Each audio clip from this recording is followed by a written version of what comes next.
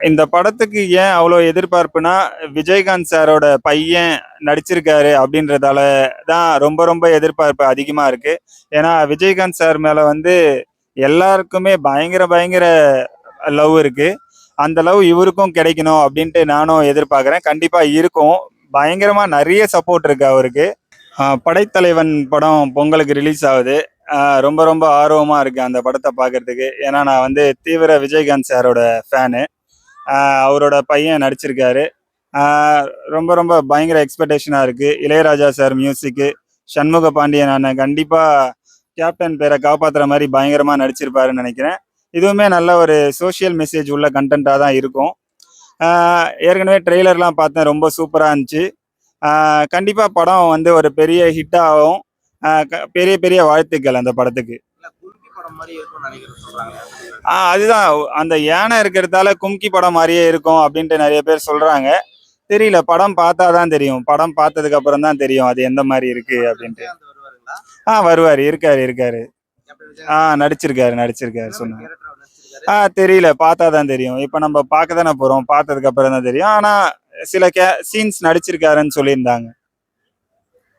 Okay. Captain Vijayakanth படம் எடுத்துக்கிட்டாலுமே அதுல பார்த்தீங்கன்னா டைலாக் மிஞ்சி போனா ஃபைட்லாம் இருக்கும். அவங்களுடைய மகன் பார்த்தீங்கன்னா அந்த படம் எடுத்திருக்காரு. அவங்களுடைய படத்துல எப்படி இருக்குன்னு நினைக்கிறீங்க?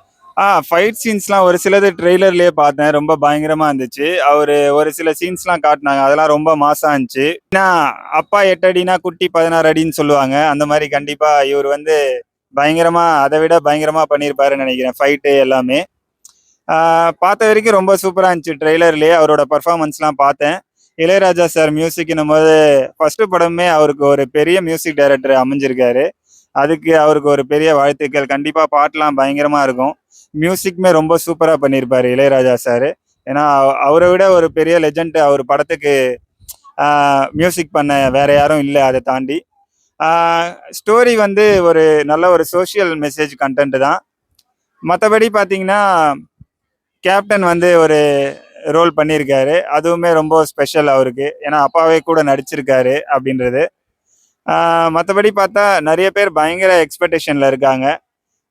விஜயகாந்த் சார் பையன் நடிச்சிருக்காருன்றதால சண்முக பாண்டியன் அண்ணனுக்கு வந்து ஒரு பெரிய பெரிய வாழ்த்துக்கள். படம் நல்லா வெற்றி பெற. நிறைய பேர் பாத்தீங்கன்னாக்கா எந்த ஒரு படத்துல எதிர்பார்ப்பு இருக்காரு. ஆனா மக்கள் பார்த்தீங்கன்னா இந்த படத்து மேல மிகப்பெரிய எதிர்பார்ப்பு இருக்காங்க. என்ன காரணம் நினைக்கிறீங்க?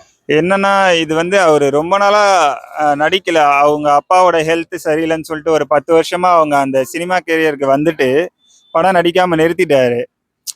இப்போ வந்து அந்த ரொம்ப நாள் பொறுத்து அவர் இந்த படம் நடிச்சு இப்போ ரிலீஸ் ஆக போகுது. அதனாலதான் பயங்கர எக்ஸ்பெக்டேஷன் நினைக்கிறேன். அதுவும் இல்லாம அந்த விஜயகாந்த் என்ற ஒரு நேம் அவரோட பையன்றதுக்காக தான் அவ்வளோ பெரிய எக்ஸ்பெக்டேஷன்.